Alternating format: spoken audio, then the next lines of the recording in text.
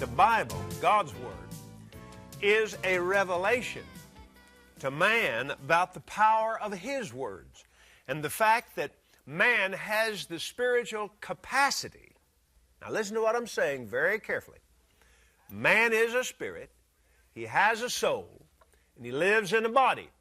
And he was created in the image of God, or in other words, in the same general class as God, particularly in the fact that he has the capacity for release of spiritual strength and power with the words of his mouth.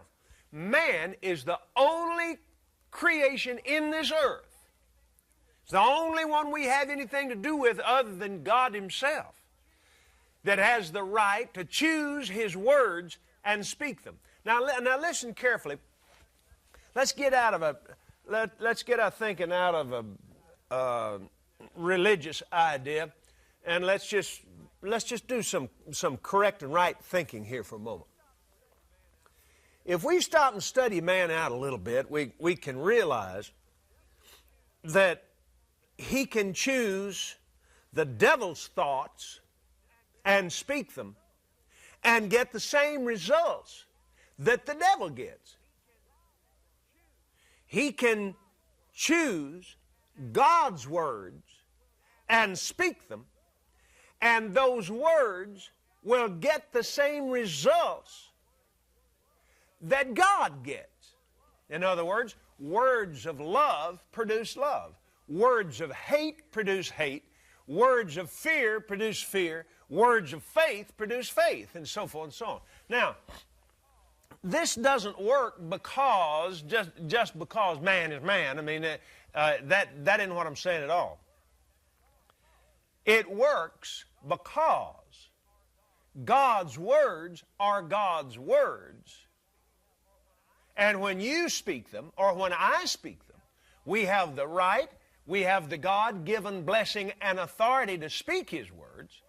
And since they are His words, and since His words already have His faith and His power in them, when we, in our realm of authority and our circumstances, whatever they are, we go to God's Word. That's the reason this Bible is such a blessing.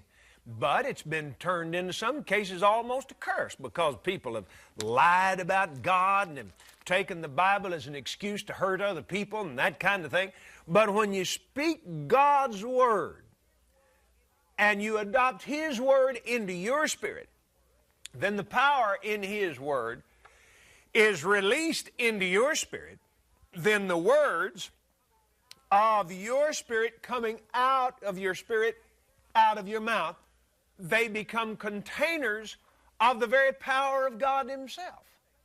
Now, we made the statement that faith-filled words dominate the laws of sin and death. That is so important. I mean, there's a whole revelation about words. The Bible is a revelation of the power in words, in God's words, and in man's words, and in the devil's words, all the way from the book of Genesis. It starts out in God said.